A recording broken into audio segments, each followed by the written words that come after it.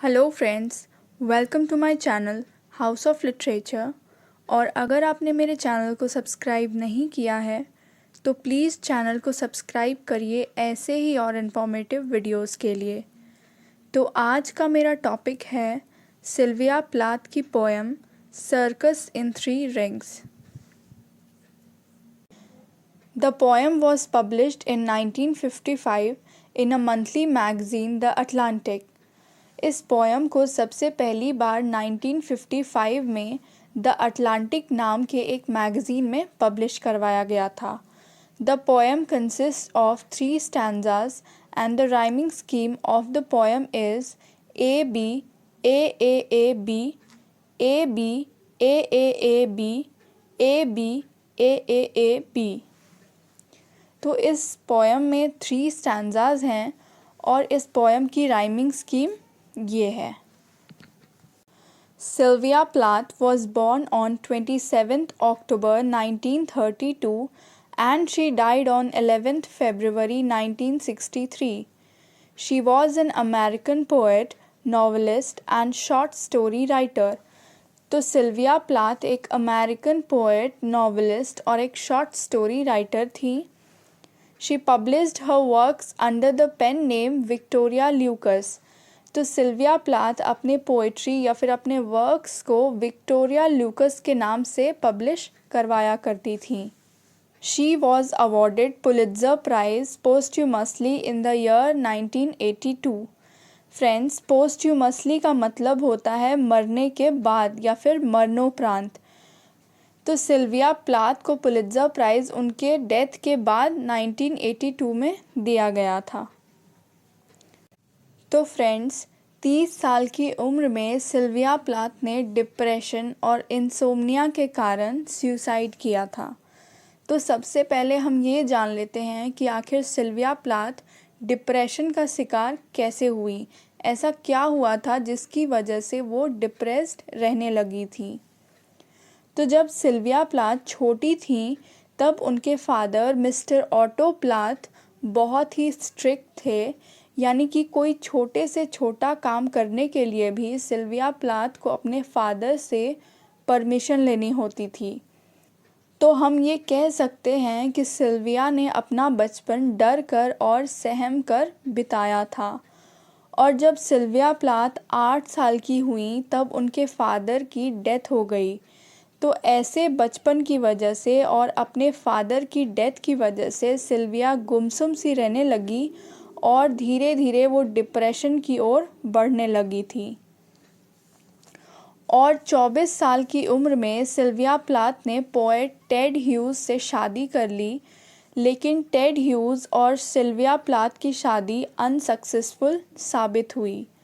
और ऐसा इसीलिए क्योंकि शादी के 5 साल बाद ही टेड ह्यूज का एक्स्ट्रा मैरिटल अफेयर हो गया था। और जब सिल्विया प्लाथ को इस बारे में पता चला था तो उन्हें बहुत ही गहरा सदमा लगा और उनका दबा हुआ दर्द बाहर आने लगा और वो परमानेंटली डिप्रेस्ड रहने लगी थी। शादी के 6 साल बाद सिल्विया प्लाथ और उनके हस्बैंड टेड ह्यूज ने डिवोर्स लेने का डिसाइड किया, लेकिन इसके बावजूद भी सिल्विया प्लाथ के कंडीशन में कोई सुधार नहीं आया। वो हर बीतते दिन के साथ डिप्रेशन के चंगुल में पड़ती जा रही थी और धीरे धीरे उनका डिप्रेशन इंसोम्निया का रूप लेने लगा था, यानी कि सिल्विया प्लाथ को नींद आना बंद हो गया था। वो रात रात भर जागा करती थी। और फ्रेंड्स, एक टाइम ऐसा आया जब वो अपने दुख और दर्द को और फेस नहीं कर पाई और 30 साल की उम्र में उन्होंने सुसाइड किया। और फ्रेंड्स, सिल्विया प्लाथ ने एक बहुत ही दर्दनाक तरीका अपनाया अपना लाइफ ख़त्म करने के लिए। उन्होंने ढेर सारी स्लीपिंग पिल्स खाई थी और उन्होंने अपने सर को अवन के अंदर डालकर रखा था, जिससे कि कार्बन मोनोऑक्साइड इंटॉक्सिकेशन की वजह से उनकी डेथ हो गई थी।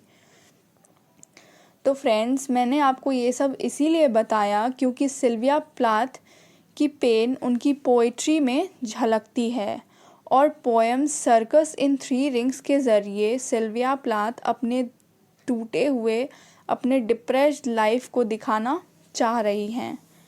अब पोएम सर्कस इन 3 रिंग्स को लाइन बाय लाइन समझते हैं। In the circus tent of a hurricane.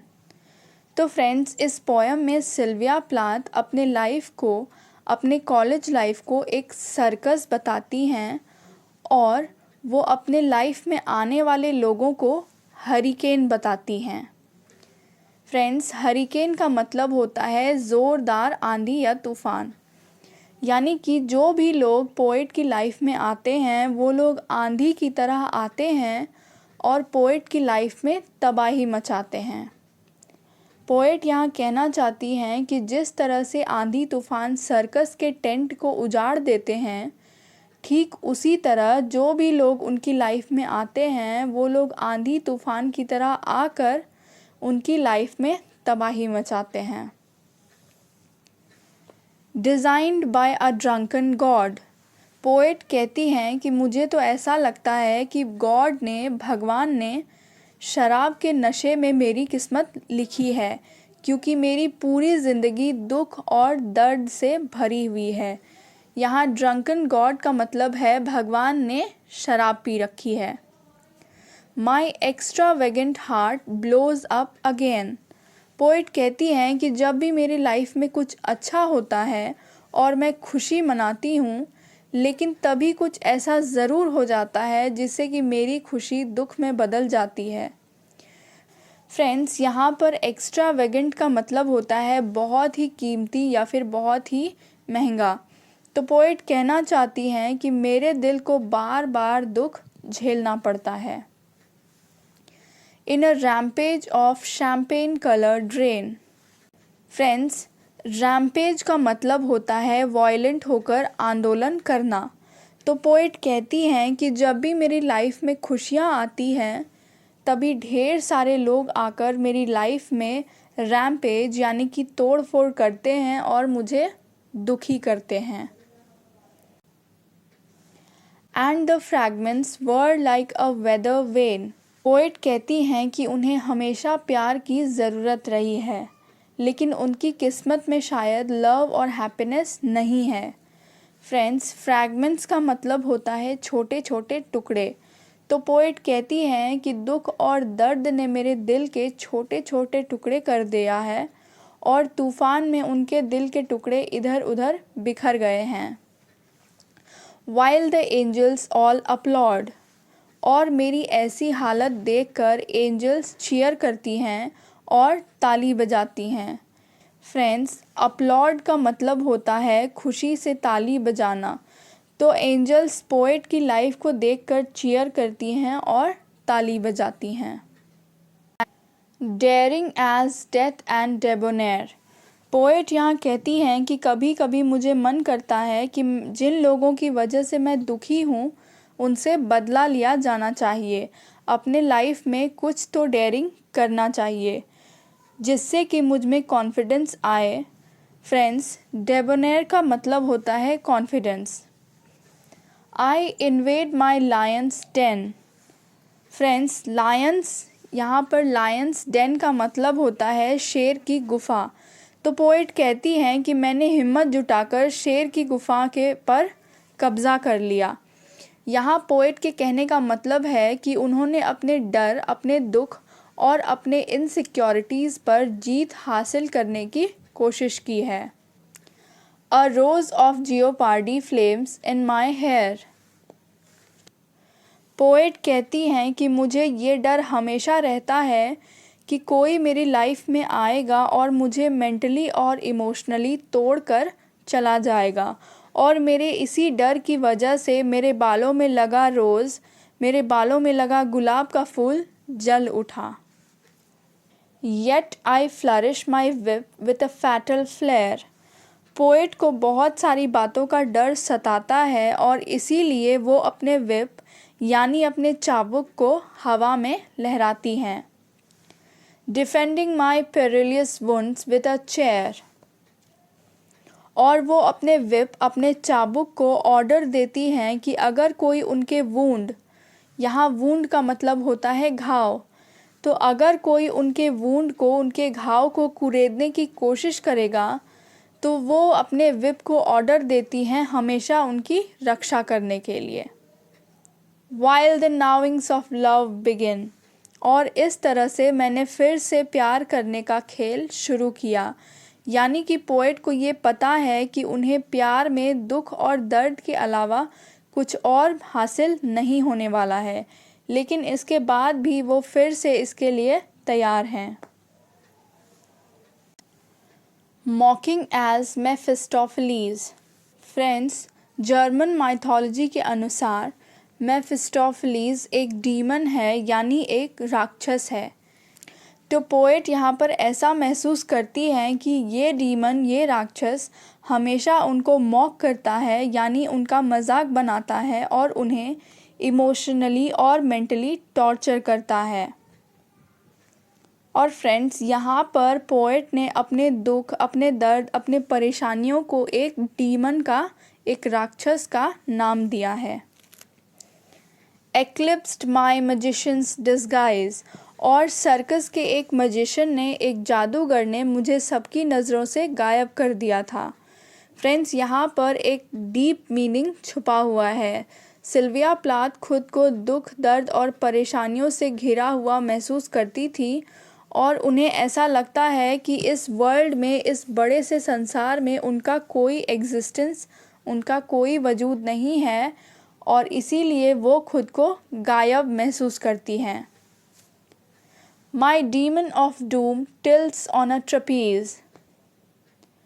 Friends, doom का मतलब होता है अंत या फिर death.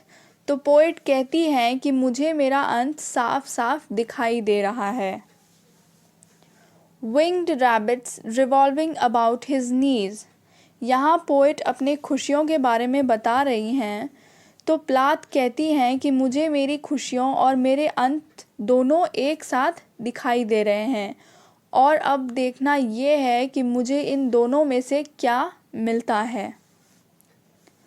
Only to vanish with devilish ease. लेकिन सर्कस में मैंने देखा कि मेरी खुशियाँ मेरी आँखों के सामने ही वैनिश हो गई। मैंने अपनी खुशियों को गायब होते हुए अपनी आँखों के सामने देखा। In a smoke that stirs my eyes. और जब मेरी खुशियाँ वैनिश हो गई तो मेरे सामने अंत का धुआं उठा और इस धुएं में मेरी आँखों में बहुत ही तेज़ जलन हुई। लेकिन मुझे क्या पता था कि ये जलन हमेशा के लिए मेरी आँखों में रह जाएगा। तो फ्रेंड्स, ये था पोएम सर्कस इन 3 रिंग्स का line by line explanation. I hope आपको एक्सप्लेनेशन समझ में आया होगा। इस वीडियो को लाइक करना ना भूलें और चैनल को सब्सक्राइब ज़रूर करें। Thank you for watching.